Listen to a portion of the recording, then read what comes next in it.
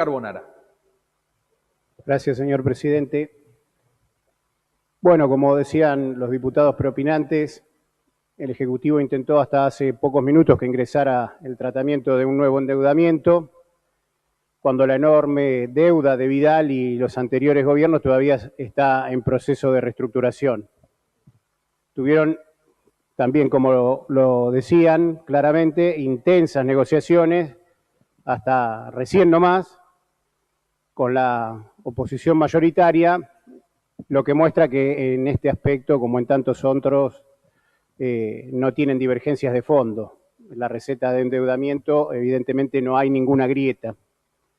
El gobierno intentó, como vimos, por todos los medios, pasar la ley como un mero trámite cuando es una cuestión fundamental para el presente y sobre todo para el futuro de millones, porque perpetúa el sometimiento que ha profundizado evidentemente la dependencia y el atraso del país. Con el gobierno anterior, todos lo conocemos, la deuda se multiplicó por 5. Una deuda que, como también sabemos, no fue a vivienda, no fue a educación, no fue a salud, como deja obviamente en evidencia una provincia como la nuestra que tiene el 50% de los bonaerenses en la pobreza. Según varias investigaciones, los recursos destinados al pago de intereses de deuda superaron en un 41.6% a los fondos invertidos en obra pública. Una parte importante de esos fondos se fue al exterior y sobre esto todavía no hay ninguna investigación. Ustedes ya conocen, como todo el mundo, cuál es nuestra postura, la postura del Frente de Izquierda con respecto a la deuda. Pero también tienen que saber que no es una postura solamente nuestra, sino que muchos de los que hoy conforman el Poder Ejecutivo también cuestionaban la deuda contraída por el gobierno de María Eugenia Vidal, no solo por ilegítima, sino también por ilegal, y señalaban a Vidal por dejar tierra arrasada.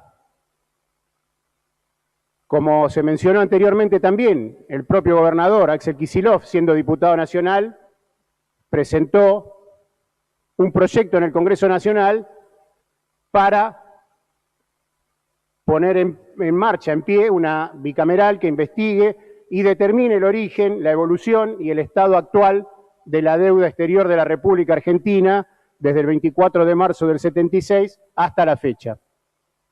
Pero bueno, ahora piden facultades para que el Poder Ejecutivo se embarque en un nuevo endeudamiento sin siquiera haber investigado dónde fueron los millones que pidió Cambiemos y los gobiernos que lo precedieron. Evidentemente es una verdadera estafa y un negocio fabuloso para los que se benefician con ellos, los especuladores.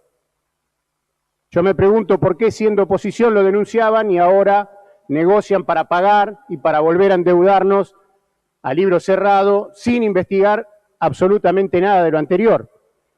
En campaña dijeron que entre los bancos y los jubilados iban a elegir a los jubilados, pero en estos meses no le han tocado un solo peso a los bancos y a los grandes empresarios. A esos que amasaron fortunas con Macri le están garantizando sus negocios, mientras a los trabajadores, a los jubilados, a los millones que viven hacinados en los barrios vulnerables o que tienen que hacer frente a la pandemia con los miserables 10.000 pesos, se le pide que sigan poniendo el hombro.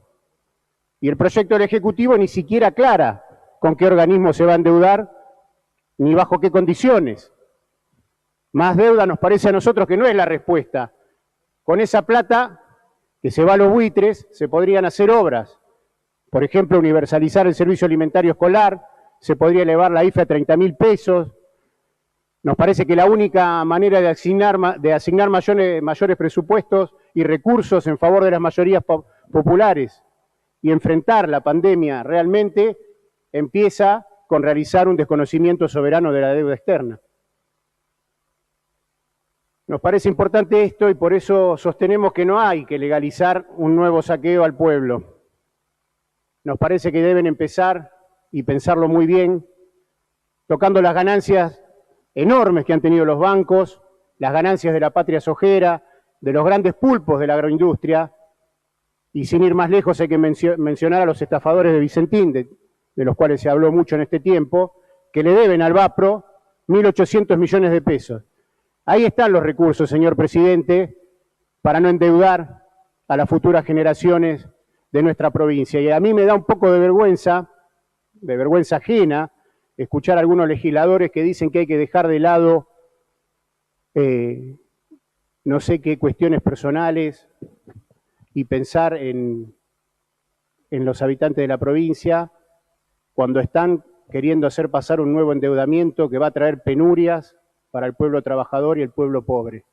Nos da un poco de vergüenza ajena escucharlo de boca de aquellos que gobiernan y que no han tocado un centavo, sino que han subsidiado las ganancias de las grandes empresas, las grandes fortunas en nuestro país, a costa de dejar sin comer a millones y a millones de trabajadores en todo el territorio de la provincia. La verdad, los llamo a que reflexionen porque nos parece que este no es el camino. Insistimos con plantear que hay que generar ya desde esta Cámara un impuesto a las grandes fortunas que nos permita obtener los recursos que se necesitan realmente para hacer frente a la pandemia y a la crisis que se está descargando, sobre todo sobre los trabajadores y los pueblos pobres en cada uno de los distritos de nuestra provincia. Gracias, señor presidente.